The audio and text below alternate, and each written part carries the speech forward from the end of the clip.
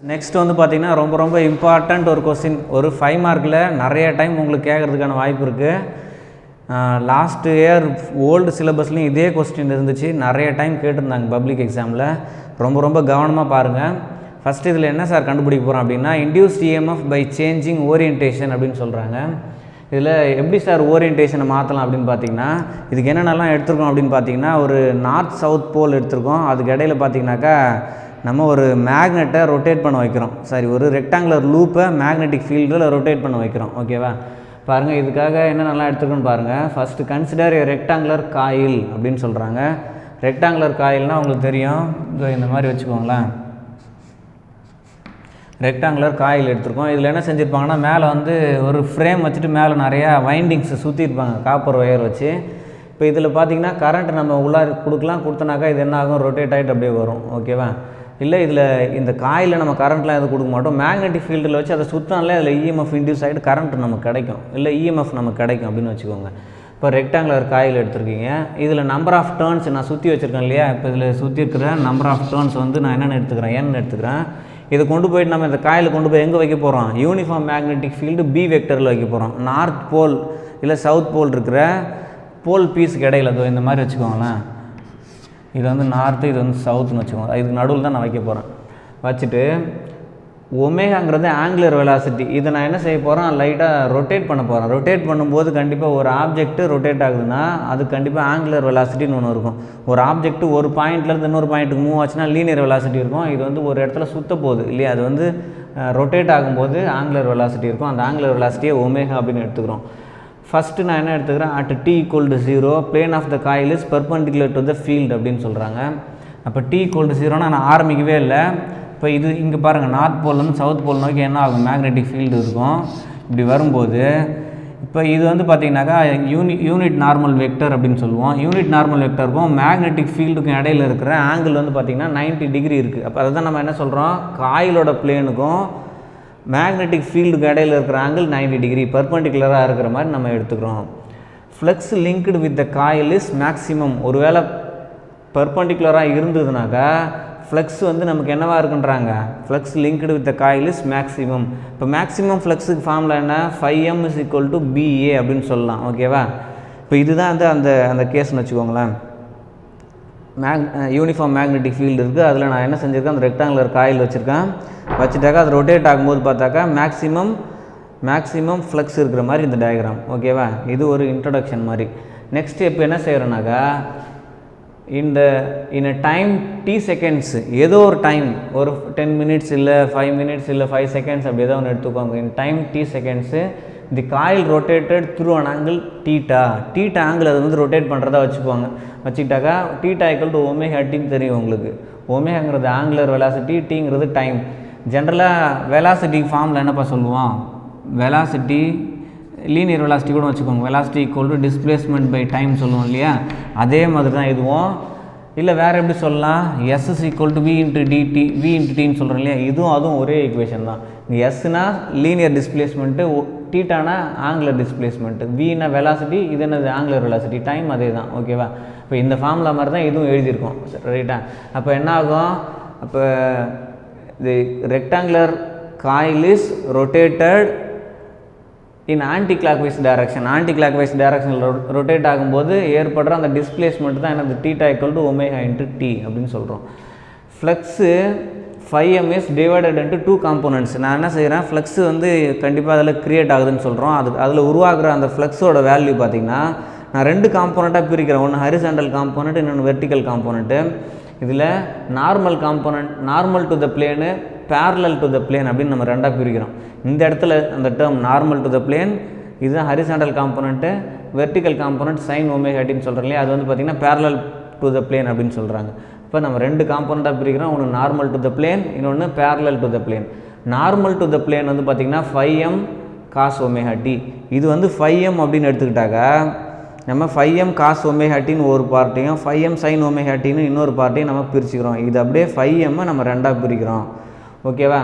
அப்போ இதில் 5m sin ωt no role on electromagnetic induction, அது எந்த விதமான ரோலையும் நமக்கு ஏற்படுத்தாது அப்படின்னு சொல்லி அதை ஒமிட் பண்ணிடுறாங்க. அப்போ டோட்டல் ஃப்ளக்ஸ் அப்படின்னு பார்த்தீங்கன்னாக்கா இல்லை ஃப்ளக்ஸ் லிங்கேஜ் அப்படின்னு பார்த்தீங்கன்னாக்கா purely with use of 5m cos ωt. இதை யூஸ் பண்ணி மட்டும் தான் நம்ம கண்டுபிடிக்க முடியும். அப்போ இந்த ஃப்ளக்ஸ் லிங்கேஜ் இஸ் n5b அப்படின்னு சொல்கிறோம். இதில் n-ஓட சேர்த்து 5b கண்டுபிடிக்கிறீங்க. n5b equal to n5m cos ωt. இங்கே 5ன்னு இருக்கு இல்லையா, இந்த 5 மட்டும்தான் நம்ம என்ன 5b equal to 5m cos ωt அப்படின்னு எடுத்துக்கிறோம். ரைட்டா? அப்போ இதில் ரெண்டாக பிரிச்சிருந்தோம் இல்லையா, அதுக்கான டயக்ராம் இது. நெக்ஸ்ட் வந்து பார்த்திங்கனாக்கா இது வந்து என்ன ஆகுது, மேக்னெட்டிக் ஃபீல்டில் ரொட்டேட் ஆகுது. ரொட்டேட் ஆகும்போது ஃப்ளக்ஸு சேஞ்ச் ஆகுதுன்னு சொன்னோம். ஃப்ளக்ஸு சேஞ்ச் ஆனால் ஆட்டோமேட்டிக்காக நமக்கு என்ன க்ரியேட் ஆகும், இஎம்எஃப் அப்படின்றது க்ரியேட் ஆகும். அப்போ அந்த இஎம்எஃப் வந்து அக்கார்டிங் டு ஃபாரடேஸில் induced EMF is equal to -dn5/dt அப்படின்னு கிடைக்கும். இது ஃபாரடேஸோட செகண்ட் லாவில் நம்ம எடுத்து எழுதியிருக்கோம். இப்போ நெக்ஸ்ட் வந்து பார்த்திங்கனாக்கா இதில் வந்து பார்த்திங்கன்னா நமக்கு 2 விதமான ஒரு 5 ஸ்டெப்ஸ் நம்ம எடுத்திருக்கோம். என்னென்னு பாருங்கள், இது வந்து ஒரு வாட்டியும் கிடைக்கிற அவுட்புட், இது அவுட்புட் கிராஃப் இது. ஓகேவா? இது வந்து பார்த்திங்கனாக்கா ஒரு டைம் அதோட பொசிஷன் இது வந்து பர்பண்டிகுலர் டு த மேக்னெட்டிக் ஃபீல்டாக இருக்கும்போது ωt ஈக்குவல் டு 0 அப்படின்னு சொல்கிறோம். அப்போ இன்டியூஸ்ட் இஎம்எஃப் இஸ் 0. ரெஸ்ட் ஸ்டேட்டில் அந்த ரெக்டாங்குலர் காயிலில் எந்த விதமான என்ன இல்லை, இஎம்எஃப் இல்லை அப்படின்னு சொல்லிட்டாங்க. நெக்ஸ்ட்டு கொஞ்சம் கொஞ்சமாக என்ன ஆக போகுது, ரொட்டேட் ஆக போகுது. ஆன்டி கிளாக் வைஸ் டைரக்ஷனில் ரொட்டேட் ஆக போகுது. E ஈக்குவல் டு EM கிடைக்குது. எப்போ அது ωt ஈக்குவல் டு π/2. அங்கே இருக்கிற அந்த ஆங்கிள் வந்து பார்த்திங்கனாக்கா 90 டிகிரியாக இருக்கும்போது நமக்கு EM அப்படின்றது கிடைக்குது. திரும்ப பார்த்தோன்னாக்கா திரும்ப நான் என்ன செய்கிறோம், ஒரு 90 டிகிரி ரொட்டேட் பண்ணுறோம். 180 டிகிரியாக இருக்குது. அப்போ திரும்ப என்ன ஆகிடும், பேரலாக ஆகிடும். அதாவது ஃபஸ்ட்டு பேரலாக இருக்கும்போது 0, பர்பண்டிகுலராக இருக்கும்போது π/2, திரும்ப பேரலாக வரும்போது 0, திரும்ப பர்பண்டிகுலராக இருக்கும்போது அதாவது -EM அப்படின்னு கிடைக்குது. ஆப்போசிட் டைரக்ஷனில் கிடைக்குது. அது 3π/2ல் 2πயில் ஆக்சுவலாக அதே மாதிரி 0 ஆகிடும். ஓகேவா? நெக்ஸ்ட் இதில் பாருங்கள், நம்ம 5mோட வேல்யூ நம்ம ஏற்கனவே 5bயோட வேல்யூ கண்டுபிடிச்சிட்டோம் இல்லையா. 5b இங்கே இருக்குது. 5b வேல்யூ நம்ம n5b வேல்யூ கண்டுபிடிச்சிட்டோம். அந்த n5b வேல்யூ கொண்டு வந்து இங்கே சப்ஸ்டியூட் பண்ணலாம். அப்போ epsilons equal to -d/dt of n5m cos ωt அப்படின்னு கிடைக்குது.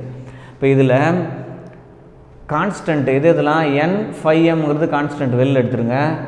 sin ωt டிஃப்ரென்ஷியேட் பண்ணால் -cos ωt இன்ட்டு ஒமேகா. ஓகேவா? அதாவது ஆங்கிளை டிஃப்ரென்ஷியேட் பண்ணி திரும்ப இங்கே போடுவோம். இப்போ சைன்னாக்கா காஸ்னா -sin, ஆங்கிளை டிஃப்ரென்ஷியேட் பண்ணால் ஒமேகா. அப்போ என்ன கிடைக்குது, epsilons equal to n5m omega sin ωt அப்படின்னு கிடைக்குது. நெக்ஸ்ட் வந்து பார்த்திங்கன்னா இதில் வந்து பார்த்திங்கன்னா இது வந்து மேக்னிடியூட் அப்படின்னு சொல்லுவாங்க. இது வந்து மேக்னிடியூடு, அது நம்ம இங்கே யூஸ் பண்ணிக்கலாம். பாருங்கள், when the coil is rotated 90 degree from initial position sin ωt equal to 1. அதாவது இந்த பொசிஷனை சொல்கிறாங்க. 90 டிகிரி ரொட்டேட் பண்ணும்போது sin ωtயோட வேல்யூ வந்து sin 90யோட வேல்யூ 1 ஆகிடும். அப்போ மேக்ஸிமம் நமக்கு என்ன கிடைக்கும், மேக்ஸிமம் இஎம்எஃப் கிடைக்கும். the maximum value of EMF is induced. அப்போ இன்டியூஸ் ஆகும்போது அப்போ இந்த வேல்யூ எடுத்து நான் 1ன்னு போட்டுக்கிறேன். அப்போ epsilon m is equal to epsilon maximum is equal to n5m omega. EM is equal to n, இதில் 5mக்கு பதிலாக BA அப்படின்னு போடலாம், NBA ஒமேகா. இதுதான் வந்து என்னது, மேக்னிடியூட் ஆஃப் இன்டியூஸ்ட் EMF அப்படின்னு சொல்லலாம்.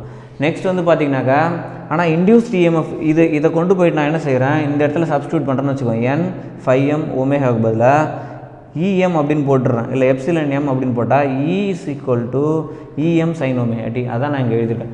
therefore induced EMF E equal to EM sin ωt.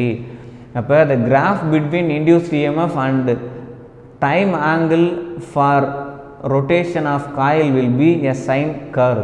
இது பார்த்தா எப்படி கிடைக்குது நமக்கு, ஃபஸ்ட்டு 0, மேக்ஸிமம் 0, நெகட்டிவ் சைடில் மேக்ஸிமம் 0, அந்த மாதிரி கிடச்சிக்கிட்டே இருக்குது. இது எது மாதிரி இருக்குது சார் அப்படின்னு பார்த்தீங்கன்னா, ஒரு சைனசாய்டல் வேவ் மாதிரி இருக்குது, ஒரு சைன் வேவ் மாதிரி இருக்குது. அப்போ இந்த இஎம்எஃப்பை நம்ம எப்படி சொல்லலாம், சைனசாய்டல் இஎம்எஃப் அப்படின்னு சொல்லலாம்.